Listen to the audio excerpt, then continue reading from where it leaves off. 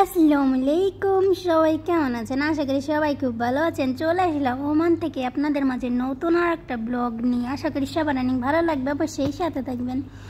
তো আজকে হইলো আপনাদেরকে শেয়ার করতেছি আমাদের গাড়িটা। অনেক ব্লগারকে দেখি যে গাড়ি কেনার থেকে মানে টাকা জমানো থেকে শুরু করে সব কিছু তারা শেয়ার করে। একটা গাড়ি কিনে মানে ফুল নিয়ে মনে হয় কি বউ আনতে যাইতেছে, গাড়ি কিনতে যাইতেছে না, এমনভাবে তারা করে।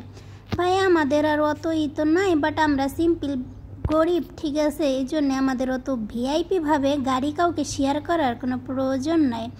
যাদের আছে তারা অত শেয়ার করে না, ঠিক আছে? আর ছুরিটা দেখতে পাচ্তেছো, আমি আসছিলাম বাইরে একটু অ্যালোভেরা কাটবো, তাই ভাবলাম তোমাদেরকে আমাদের নতুন গাড়িটা একটু শেয়ার করি। তো এই রুমে হইলো কেউ থাকে না, ঠিক আছে? তো এই রুমে বেশিরভাগ সময় আমি হইলো যে ভিডিও এডিট করি এখানে বসেই, কারণ এই রুমে হলো নেটটা খুব ভালো পায়, এই জন্যে। তো আর এখানে হলে কেউ আসলে ঘুমায়, ঠিক আছে? তো এখানে হলো ছোট্ট রুমটা অনেক বড়, বাট এই রুমে সেরকম কিছু রাখা হয় না। আজকে হইলে আপনাদের ভাইয়াকে অনেক বলার পরে আমার কিছু শাক এনে দিয়েছে, কারণ আপনার হাজব্যান্ড শাক পছন্দ করে না বলে আমাকেও এনে দেয় না। তো আমি বলছি তুমি নাই না খাও, আমাকে বউকে তো একটু এনে দিতে পারো। তো এই যে হলো এখানে হলো আমার পছন্দের শাক। আমি আবার সব শাক খাই না, ঠিক আছে, কিন্তু আমার পছন্দের যেই শাকগুলো সেইগুলো খাই। এই যে এইটাকে পুঁই শাক বলে। তো এই শাকটা যদি বলে থাকো বন্ধুরা, মনে হয় আমি 1 বছরের উপরে খাই না এই শাকটা। 1 বছরের বেশি হয়ে গেছে, মেবি 15 মাসের মতন হয়ে গেছে এই শাকটা আমি খাই না। এই যে আজকে আপনাদের ভাইয়া নিয়ে আসছে, তো এই জন্য এই শাকটা আমি রান্না করতেছি। কারণ আমাদের বাসায় শাক পাতা একটু কমই খাওয়া হয়, কারণ সবসময় গোশ মাংস একটু বেশি চলে, মানে শাকটাকে একটু কম খাওয়া হয়, কারণ শাক এনে বাসাবাসি একটা ঝামেলা, এই জন্য আমরা শাকটাকে তো কম খাই, ঠিক আছে? আর অনেকগুলো মাছ কিনে নিয়ে আসছিলো আমার জন্য আমার হাজব্যান্ড। তো ওই মাছগুলো আমি খাবো না এখন, কারণ আমার যেন মাছ এখন আর মনে চাইতেছে না খাইতে, মাছ মাংস।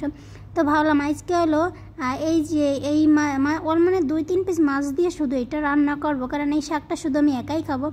তো এখানে অনেকগুলো শাক আছে, তো এত শাক আর আমি রান্না করবো না, অল্পটু রান্না করব, কারণ জানো এখন যতটুকু রান্না করবো না দুপুরবেলা খাবো, এরপরে আর কিন্তু খাই না, তখন ফেলে দিতে হয় বেশি দিলে, ঠিক আছে? তো অপচয় না করে অল্প করে রান্না করাই ঠিক।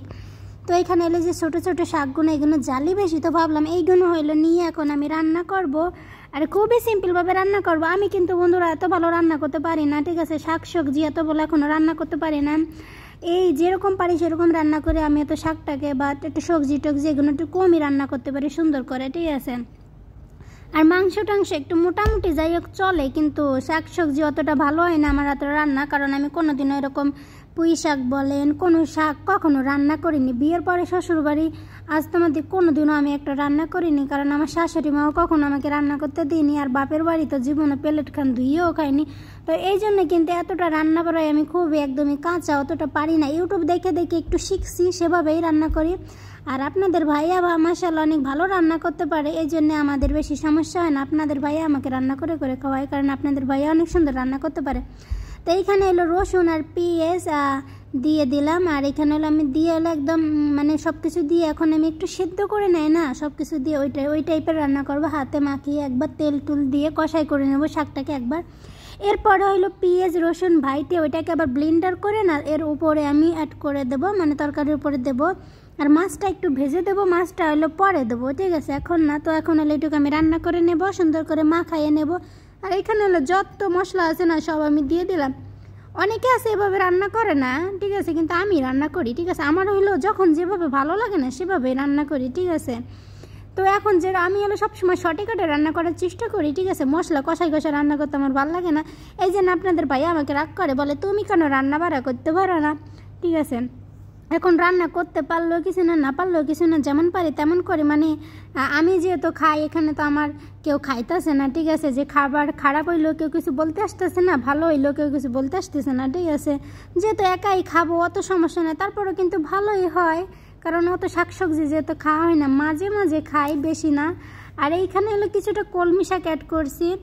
আমার জীবনে যেটা সত্যি কথা, কলমি শাক আমি ওমানে এসে যাইকে একটু খেয়েছি, বাংলাদেশে থাকলে কখনো আমি কলমি শাক কোনো কিছু খাই না। আমার ছোটোকালের থেকে আমার সবসময় পছন্দের খাবার ছিল কি জানো, যে কোনো জিনিস হলে সবসময় ভুনা হবে, ভুনা জিনিস ছাড়া আমি খাইতাম না। আমার মা যখন রান্না করতে যাইতো আমারে বলতো, মা তুই কী খাবি।